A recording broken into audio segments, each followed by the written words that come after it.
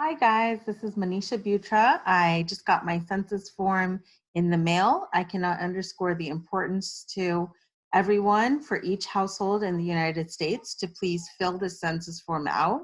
We need really accurate, rich data to get appropriate representation in our communities, to get the funding that reflects the diversity of our population and the number of people we have in our districts, and so much more. My form looks like this, except, it's not a form, it's actually a letter with a code to go online. This is the first time the census is producing an online response option. You go to my2020census.gov and you enter a 16-digit code. I blocked mine out along with my address since that's my personal information, but each household will get a unique 16-digit code. So then I'm going to go to my census2020.gov. I'm going to share my screen for a second so I can share that, share my screen so you can see that website.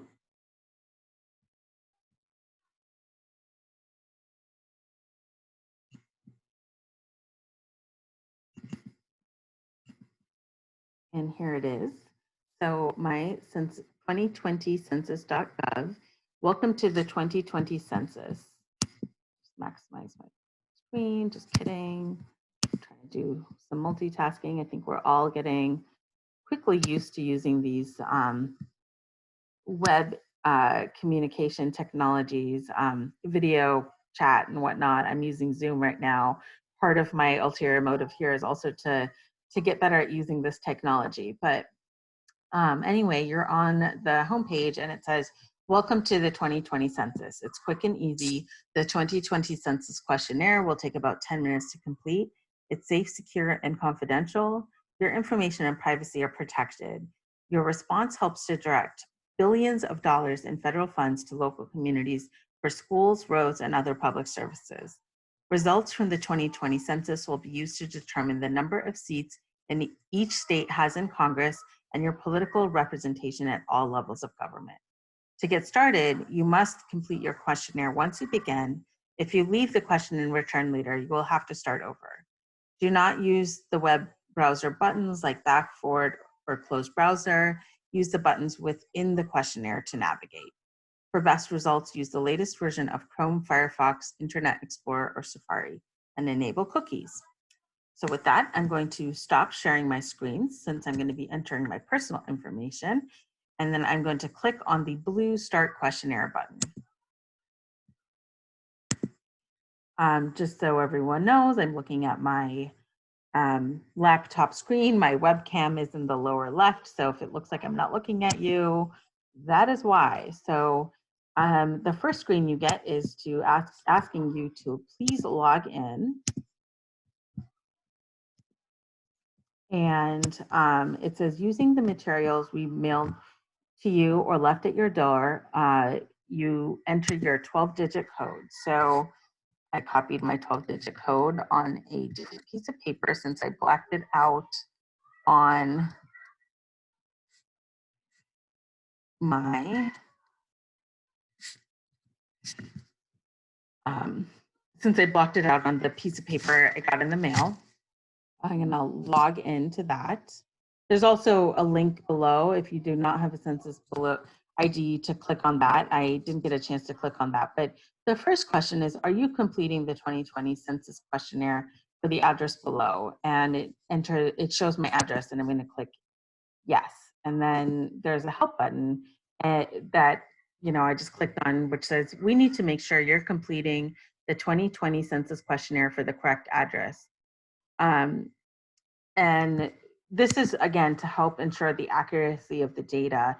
The Census Bureau, which actually is going to be explained on the next screen, holds this information in confidence, or and your information is protected, but it just helps for making sure that we're getting a complete count of the entire population. So the first question is, On April 1st, 2020, will you be living or staying at 330 Grove Street? I'm going to click yes, and I'm going to click the help button again. So we need to count people where they live and sleep most of the time. Answer yes if you will be living or staying at the address in this question on April 1st. Otherwise, answer no. They try to get the same day, or they ask about April 1st so that results are consistent. And I will keep going because some of the information that is in the rest of that is in this next screen. So next they ask, what is your name and telephone number? So this part's really important. This is just to help the Census Bureau have a way of ensuring that information was complete. Now that link isn't working, that's a bummer. I used it earlier and then I did the thing where, oh, there it goes. Just needed to be patient. It stopped working for a second. So they want us to enter our first, middle, last name, and phone number, enter your legal name. And the reason they're asking for names is in case they need to contact anyone about incomplete, inconsistent, or missing information on the questionnaire. The information is never published, does not release and publish, does not result in published estimates, and is carefully protected to respect the personal information of respondents. By law, the Census Bureau can only use your responses to produce statistics. The Census Bureau is required by law to protect your information under Title 13 U.S. Code Section 9, and the Census Bureau is not permitted to publicly release your responses in a way that could identify you or your household. Your answers cannot be used against you by any government agency or court. This is really, really important because getting very accurate, complete count data for our communities will help us ensure that we can provide, that our communities are able to provide the funding and services and advocate for the things that we really need. But I also understand there are sometimes concerns around privacy, or if there perhaps are undocumented folks, or maybe you have more people living in your apartment than what's technically allowed under your local zoning, anything like that. The census doesn't care. What the census cares about is getting the most accurate information possible so we can have really accurate statistics to report on our communities for the next 10 years. So the next screen is household questions. We're going to be asked some questions about our household, and I'm going to click start. Including yourself, how many people will be living or staying at your address on April 1st? So I'm going to enter the number of people in my household, which in my case is 3. The name of each person who will be living or staying at this household. So I'm going to click on for more information on who to include, enter here. So the goal is to count people only once and in the right place. So count people where they usually live and sleep, or live and sleep most of the time. If they do not have a usual residence or cannot determine a usual residence, count them where they're going to be staying on April 1st. And you include babies and children of all ages, any other close or extended family members living with you, anyone who's not related, anybody who will staying for a short or indefinite period of time, but without a permanent place to live. But don't include college students, armed forces personnel who live away, or folks who might be maybe in a nursing home, mental hospital, jail, prison, detention center, or elsewhere on April 1st. And again, this is just to get the complete count. It is not, your answers cannot be used against you by any government agency or court. So I'm gonna enter the other information for members of my household.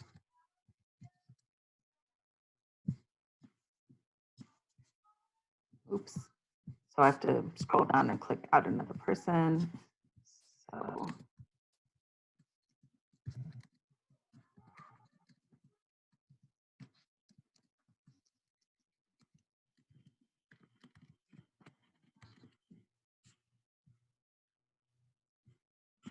all right. So I've entered. They just want to double check on the next screen that you entered every person. If you put 3 people, that you have 3 names to go. And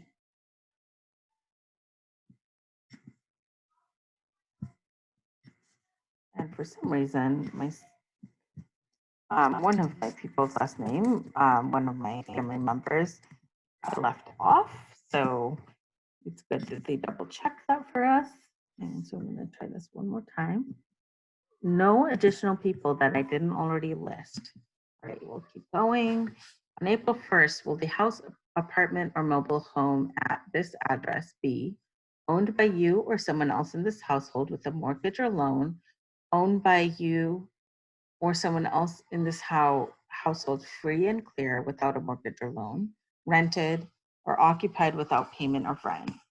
Now, this is going to be really interesting given our current situation of being in quarantine, and I understand some folks' status may change in the next 11 days before it's actually April 1st. In my case, I'm just going to make my best guess that we, in fact, will, our status will be the same.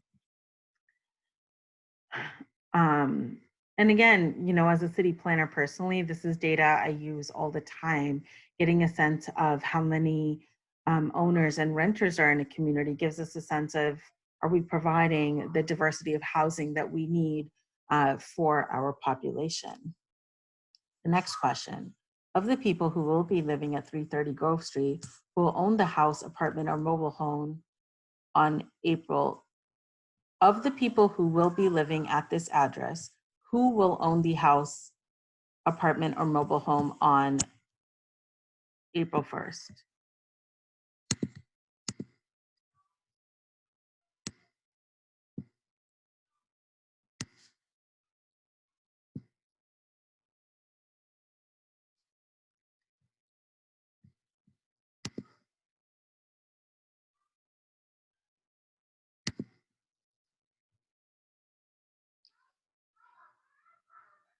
I'm gonna just pause this for a moment. We've got some homeschooling going on in another room, and I'm gonna, all right, I'm back.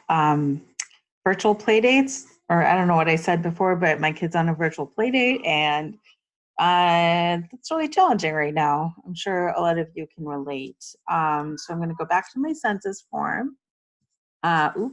Ooh, I think I made it back just in time because my form almost expired on me. So now it's going to have questions about individual people in the household. So I'm going to start with myself. First question is, what is this person's sex? And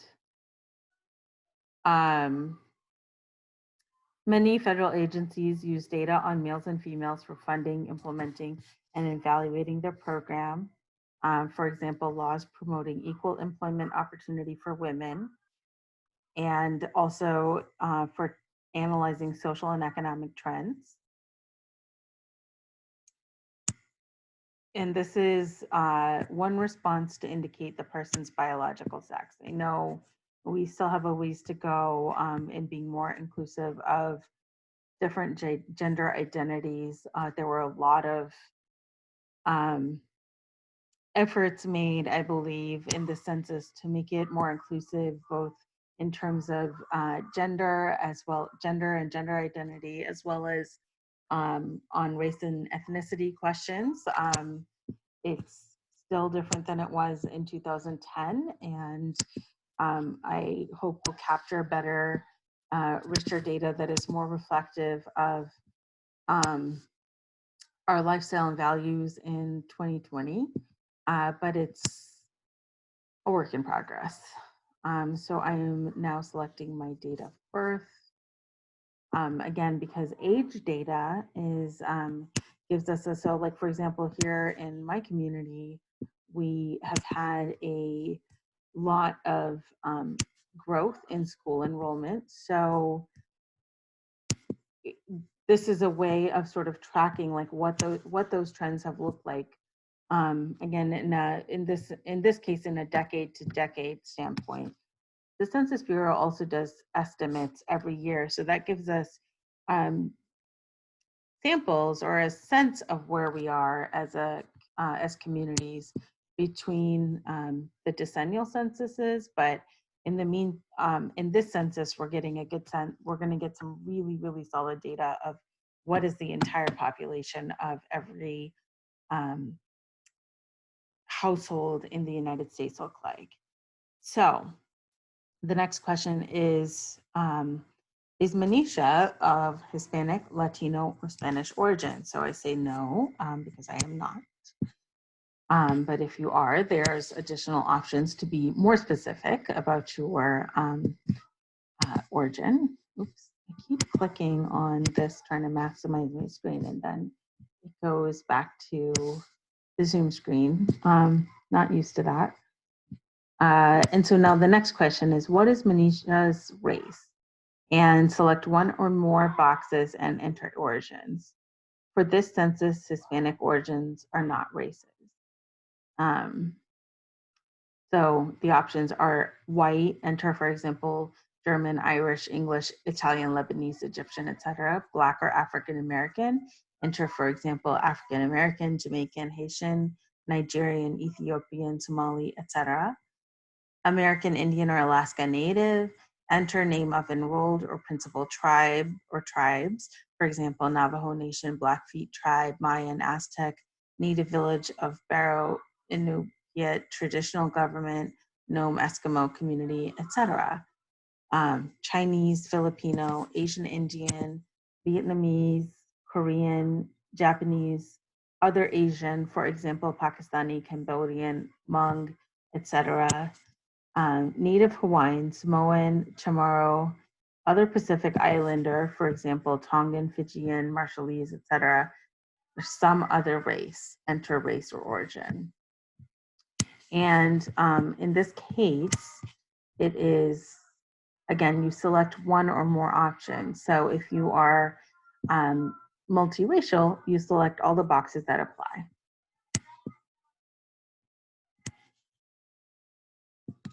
So I'm going to now do this for my husband. And oh, this is great. So this is where we do get a little bit of richer data than we did in the 2010 census. So it's asking me if my husband is my opposite sex husband, wife, or spouse, opposite sex unmarried partner, same sex husband, wife, spouse, same sex unmarried partner, biological son or daughter, adopted son or daughter, stepson or granddaughter, or stepson or stepdaughter, brother or sister, father or mother, grandchild, parent-in-law, son-in-law or daughter-in-law, other relative, roomie or housemate, foster child, or other non-relative.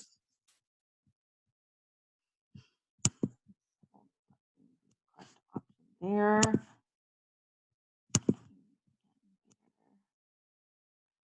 And then entering his date of birth on the next screen.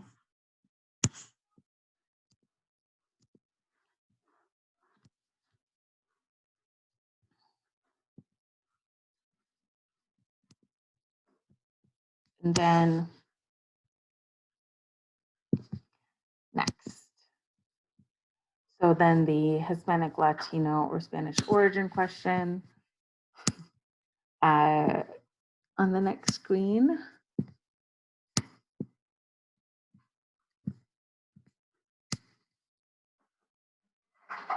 Race on the next screen.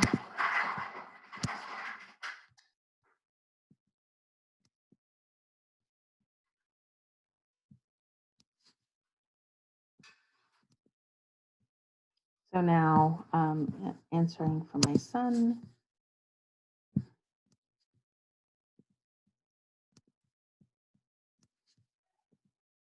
Relationship, date of birth,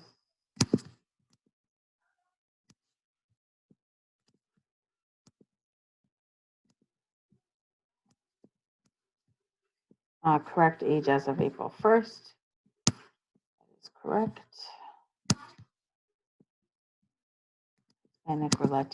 Hispanic, Latino, or Spanish origin. Race.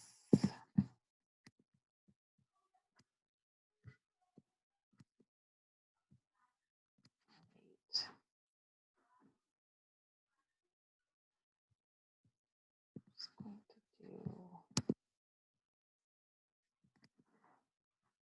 to check my own answers because now I have this feeling like, did I answer any of my own questions incorrectly? This is why these things tend to take me longer than maybe what they're saying it will. Final questions.